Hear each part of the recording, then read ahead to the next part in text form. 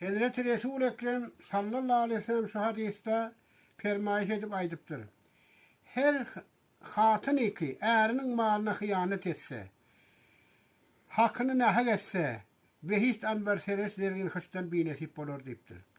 Huday Teala dünya ahirette ona seyretmez deyiptir. Ne yaman ekeni. Yine aydıptır kim azabın katırağı ol ayarlarıdır ki erinin hakkına hıyanet etse. Yani erinin ornunu yine bir kişi oynaş edip yatırsa, her hatın Hazreti bir meylemse, ibadet etse de onun eri razı olmaz. Huday Teala'nın ibadetini, onun hiçbir ibadetini kabul etmez deyiptir. Yeni Hazreti Resul-i Ekrem şu hadiste aydıptır. 5 zata karışıklıdır. Oğul adamlar ehdi peymanlarını yok etmeyense Allah Teala bunları düşmanı musallat etmez. İkinci kelam şeri'imin hilafını iş etmeyense fakir namrat etmez. Üçüncü